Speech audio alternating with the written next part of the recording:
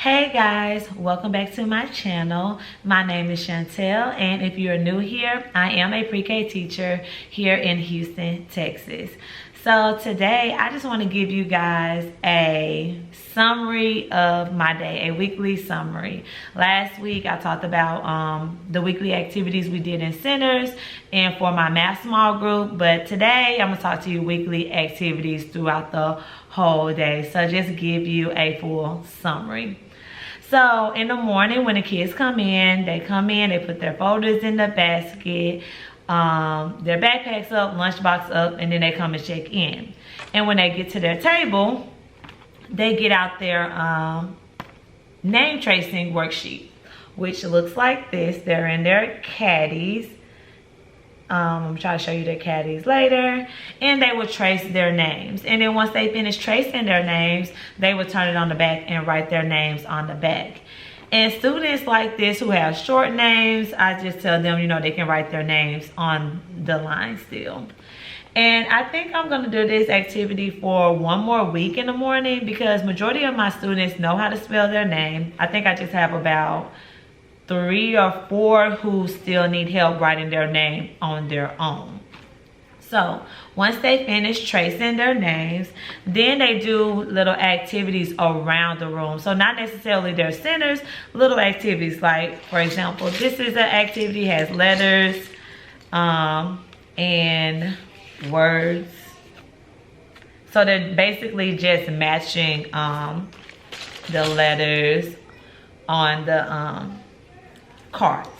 So just finding the letters and matching. And I also have these magnet trays, Dollar Tree. And I just wrote the letters. So what I would do, I would usually put this on the rug and I would dump all the letters off and just have them find the letters and put them back in order. And then my more advanced students, I just tell them to try to make a word that you see around the room. I also will send some kids to the library area because some kids want to go over there. I got this from one of my old co-workers. She called it book club. So I'll say, go ahead and go to book club. And this week I recently just started putting dry erase boards over there just so they can draw and do little things like that. So that's what we do. That's what we do in the morning time. And next we do our calendar and things like that, our large group songs, and then we move on to our read aloud. So this week our read aloud is Wimberly Worried, and like I said, we use the creative curriculum. And so we're doing Wimberly Worried. We talked about the parts of the book and just having them sum up different things. We also talk about the vocabulary words, and today we actually, one of the vocabulary words is parade. So I put on the Macy's Day Thanksgiving parade and they were so excited. So we just watched about a good 10 minutes of the parade. I skipped through like the little main stuff that I know that they would want to see, like Sonic, Boss Baby, and things like that. And so with Wimberly Worried, we talked about, we talked about you know, characters, settings, and I try to tell my students, like, we have to use our gestures. Like, gestures help us remember. So if I say character, who is a character? I mean, what is character? And they would say, who is the story about? And then we might say, I might say setting. What is setting? Where the story takes place. So just so they can remember. So we did Wimberly Worried. I do these little charts. We talk about characters. Now, if I go on Teachers Pay Teachers and I see that it's already made, I would just cut it out because I do not know how to draw mice. And then we did setting, you know, Wimberly Worried took place at the at her home and at the school. So that's what we did today with our read aloud. So it's just discussions, you know, getting them to listen to the story and try to remember. After I read aloud, we typically we'll go into our letter of the week, and our letter of the week this week is M. But since we're testing this week with our circle testing, I've kind of been doing it after we come back from recess. But our letter of the week is M, and they did so good on their anchor chart with giving me words, because usually the first 2 letters I have to tell them like, oh, they give me words that begin with the letter. So usually I'll say, okay, mom, like mom starts with the letter M, and then I'll draw a picture of a mom. But this group, they gave me majority of the words. So with that, like today, we will trace the letter M. So at the beginning of the week, we colored the letter M. Then yesterday, we traced the letter M. Today we'll find the letter M. And then tomorrow, we'll trace the letter M. So that's what we're doing with our letter name. And then at the end, I will show you the caddies. Remember to show you guys the caddies and our letter of the week anchor chart. And also with our letter of the week, that's what I sent home for homework. It's real quick and simple. I'm gonna show you guys that at the end as well when I get up. And it's so simple. Say Monday, trace uppercase M. Tuesday, trace lowercase m. Wednesday, I think it's like a fine. And then Thursday. And this is also a short week for us. We're out of school on Friday, so I did double up on centers yesterday. Yes, that's why we didn't get to the letter M, because I had to double up on centers because I want everybody to, you know, be able to do their center activities. So yeah, that's why we didn't get to the letter of the week during our proper time. So yeah, that's all of that. Now moving on to centers. So with centers this week, so we're going to kitchen. They go to kitchen, pretend cook, pretend play. It's some sorting things over there. So one center this week is kitchen. The next center is writing. So in writing, they are writing the letter of the week, lowercase. And I chose to do lowercase because we typically write in lowercase letters. So, you know, as we get older.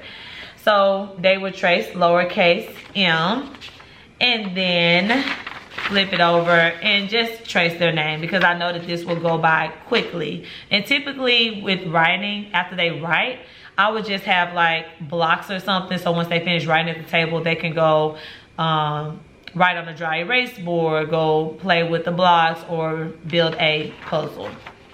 And so after that, they will write their name. And I told them once they finish writing their name, like, see, she has a short name, so she didn't write her name on the back. She wrote her name on the side.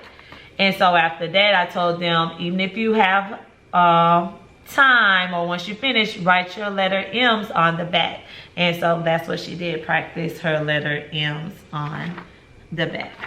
So then at my co-teacher's table, and I don't know if I told you guys, I know I told Instagram, that I call my TA, which is teacher's assistant, my co-teacher, because she is the other teacher in the classroom. So with the kids, I just say, your other teacher.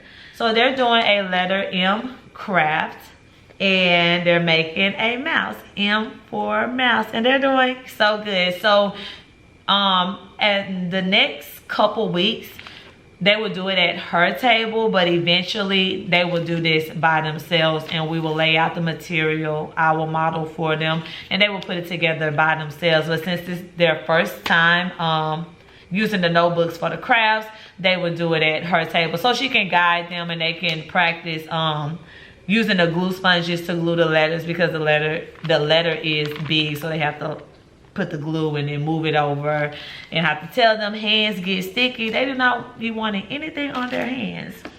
So this is their letter craft that they do every week. You know, we have a letter of the week.